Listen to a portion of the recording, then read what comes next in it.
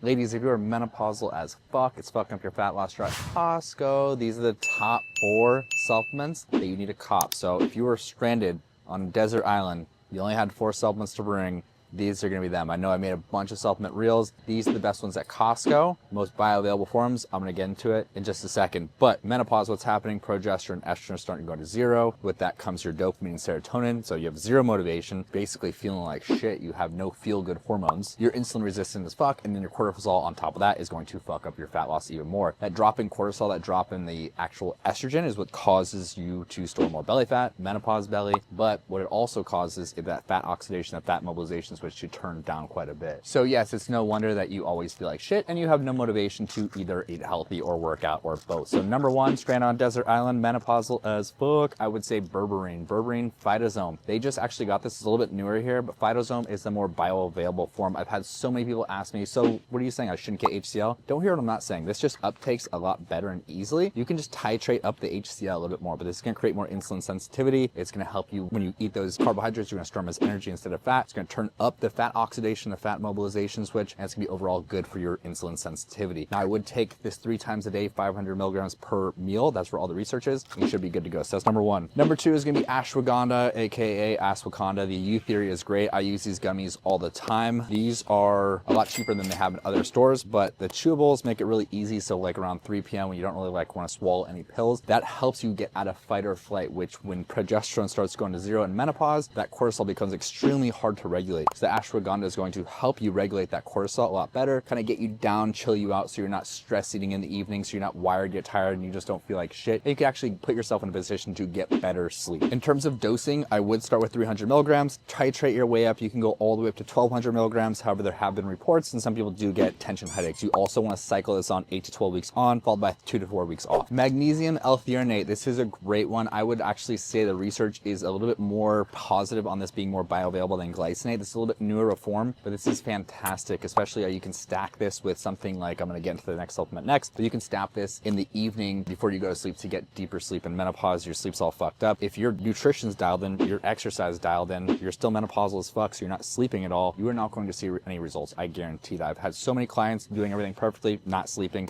not happening. Magnesium L-threonate really helps. That helps get you to sleep, take you out of that fight or flight, more into rest and digest, and cools you, takes that ashwagandha curve down so you can use this stack after. Now the last one I would say is the Orgain creatine powder. In menopause, you are catabolic as fuck, which basically means that you're losing muscle faster than you're building it. So it's very important that you obviously are resistance training, that you're eating a diet high in protein, at least 0.8 grams per pound of body weight, but 5 grams of monohydrate is all you need. If you don't want to take powders, you don't like it, you can always mix it with some like electrolyte powder to give it a little bit more taste, and you should be good to go on that regard. If you want my top 10 menopause supplements from Costco, do you have any menopause supplements Costco, I'll send it to you ASAP.